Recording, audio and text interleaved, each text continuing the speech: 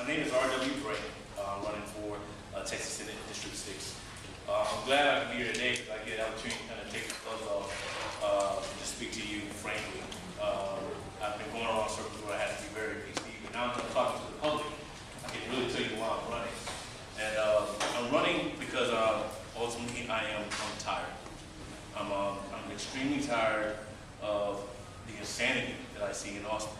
I've become even more fed up with the fact that District 6, which runs from Aldine all the way to Baytown, full of potential, but we're not realizing it. I think the current administration is hell-bent on doing the same thing over and over and over again, expecting a different result. We have 25% of the people in our district make less than $50K a year. 25% make less than $50K a year. And is anyone wonder why the individuals in our area find a hard time actually getting in homes and keeping them? There's not. And those who do invest in those homes, those who can afford to make those investments, are being milked by inflated property taxes. And some of these property taxes are being inflated because of failing ISDs that's led by administrators who are not leading correctly, and over-regulation of teachers from the state to the feds. It's getting crazy, you know.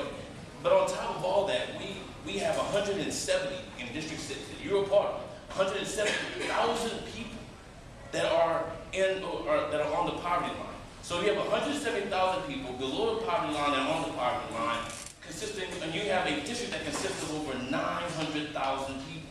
Let me give you an idea of what that means. That means that in our district alone, there is 1/5 of the impoverished people in Houston Metroplex live in our district. 1/5, over 170,000. And you don't hear any of that from Austin. Another thing is that this is a good point to remember is that we have 25% of the students that start high school in the past decade have dropped out. An additional 25% of those start high school and just don't drop out, they just don't continue. And they may get a GED or find some other area, but ultimately what that means is that there's 55% of the students in our district don't finish high school. And no one's talking about education reform. You don't hear anything about that. But I do notice that the prisons are overpopulated with the same children that are getting out of high school. But no one's saying anything. Here's another point to remember too in our particular district. Only 8% of our district has a college degree. 8% have a college degree. And we're living in the 21st century. What that means is that over 900,000 of people in our district, only 8% have a college degree between the ages of 25 and 26. Once again, where are all those people and what are they doing? And here's another point to remember too. Only 1% of the veterans live in our district. 1% of veterans. As a veteran, I'm ashamed of that. Here's the crazy thing though. All this is happening while we actually live in a district where there's an energy hub, an energy corridor that stretches from Pasadena to Baytown. And you're telling me that we can't find any jobs for the INA veterans that are returning home? I met with the Baytown mayor. He tells me that Baytown in the next 13 months is predicted to have 1,000 jobs, industrial jobs. 1,000. But it's only predicted to have 200 filled. That means there's 800 jobs that can be filled in the next 13 months, but they can't because there's no skill set in our district. I think that it's past time that our district has a representation that's going to bring a growth and change.